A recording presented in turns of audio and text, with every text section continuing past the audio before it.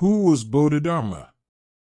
Bodhidharma, known as Damo in China and Dharma or Bodhidharma in Japan, is well known throughout East Asia and in modern times in the West as the founding master of Chan Zen Buddhism. There are several popular traditions about the exact origin of Bodhidharma.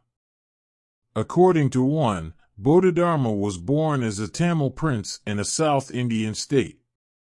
He awakened his kundalini, a spiritual energy or life force located at the base of the spine, and renounced royal life.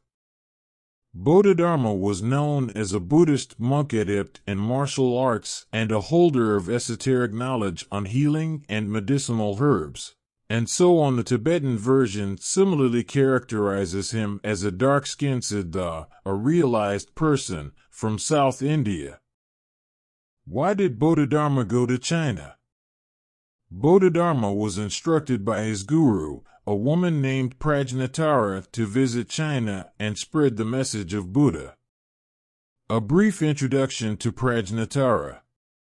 Prajnatara, the 27th patriarch of Indian Buddhism and teacher of Bodhidharma, is a foundational figure in Zen history. Remarkably, she was not only a prominent Buddhist leader but also a woman, a rarity in her era. Historical accounts and oral traditions from Kerala, southern India, where she lived, highlight her significance. Archaeological evidence from the region also suggests the presence of a renowned female master during her time. Prajnatara's life story is one of resilience and transformation. Orphaned and living on the streets, she survived by begging. Her life changed when she encountered Punyamitra, the 26th patriarch of Chan Buddhism, who recognized her as a Dharma vessel. Their karmic connection, said to span lifetimes, led to her becoming his Dharma heir. Legend has it that Punyamitra asked her, "Do you remember events of the past?" She replied, "In a distant eon, I lived in the same place as you, reciting profound scriptures while you expounded great wisdom." This spiritual recognition affirmed her potential as a teacher. To escape the chaos of the Hun invasions in northern India, Prajnatara traveled south, where she encountered Bodhidharma's father, a king. She later met the prince, recognizing his extraordinary potential and inspiring him to become her disciple. Just as her teacher saw something unique in her, she identified the qualities in Bodhidharma that would lead him to establish Zen in China. Prajnatara's legacy as a woman patriarch and the teacher of Bodhidharma underscores her pivotal role in Buddhist history, marking her as a beacon of wisdom and spiritual insight. Journey to China.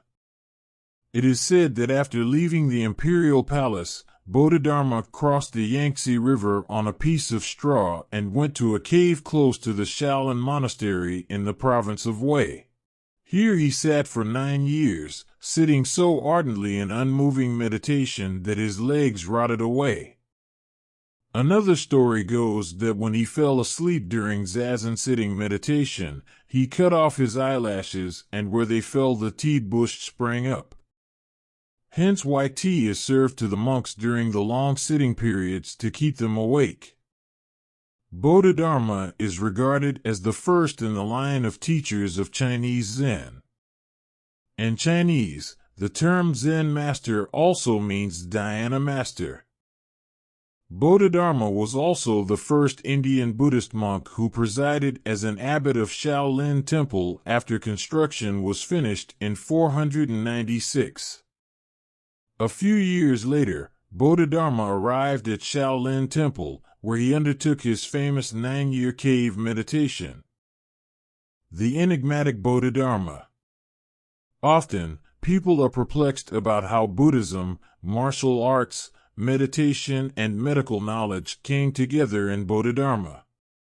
Bodhidharma, the master who stayed in unmoving meditation for 9 years in the cave behind the Shaolin Temple, is also well known as a master of some of the most dynamic forms of martial arts.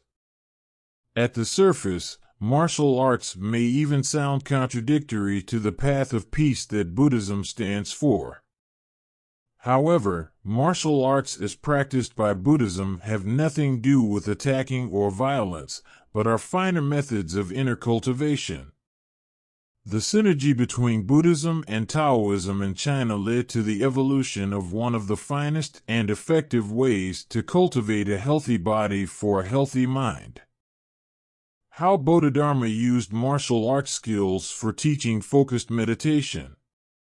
Bodhidharma, the Indian monk credited with introducing Zen Buddhism to China, profoundly transformed martial arts by merging physical discipline with spiritual principles. Far from being merely a combat technique, Bodhidharma envisioned martial arts as a vehicle for focused meditation, self-discovery, and spiritual growth. This integration of movement and mindfulness offered practitioners not only physical resilience but also inner tranquility and heightened awareness. Martial arts, as Bodhidharma saw them, were not merely acts of aggression or self-defense. Instead, they became a meditative flow of movements that cultivated the mind and body in harmony. Influenced by Buddhist teachings, Bodhidharma infused Shaolin martial arts with principles of mindfulness and non-attachment, giving rise to a unique practice that prioritized spiritual awakening over physical confrontation.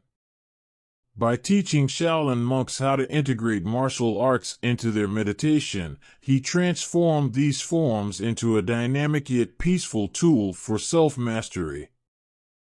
A pivotal element of Bodhidharma's teaching was the 18 Hands of Lohan, a set of movements designed to strengthen the body and maintain physical vitality for deeper meditation.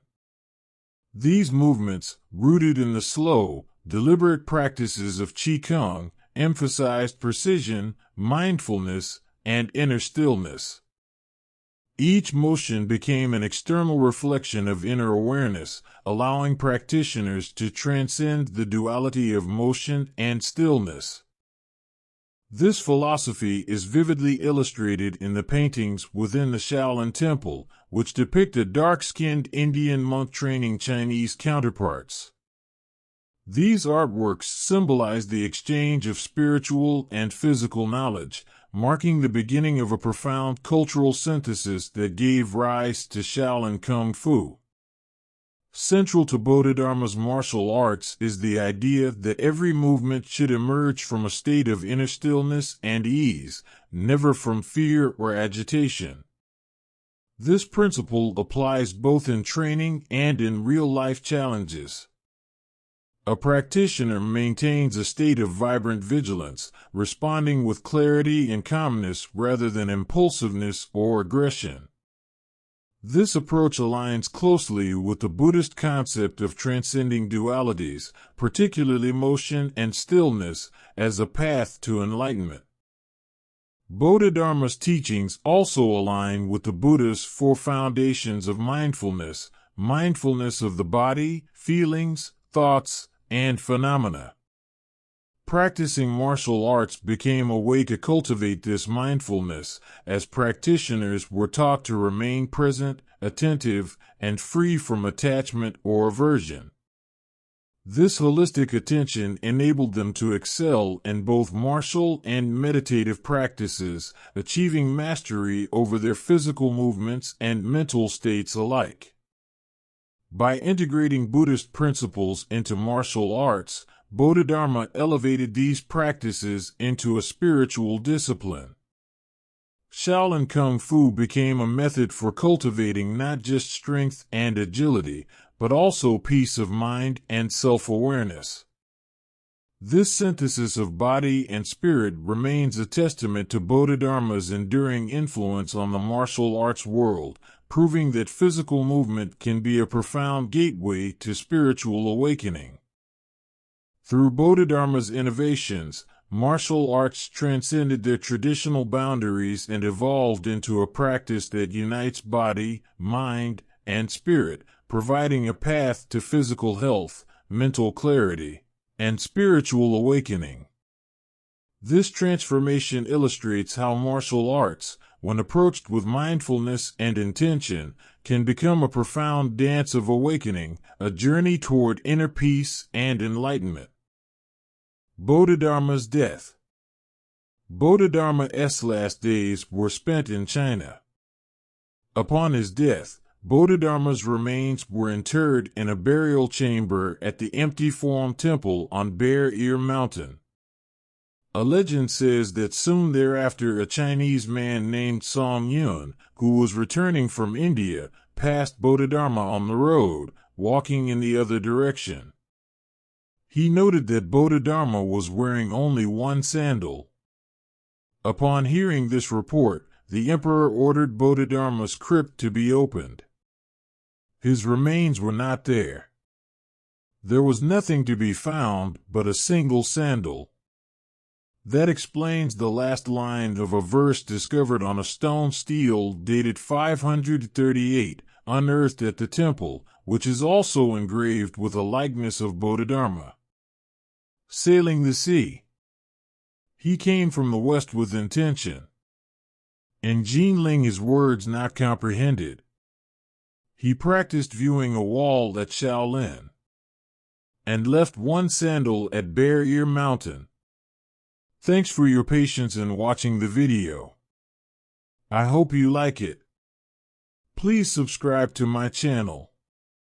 Raj Rishi.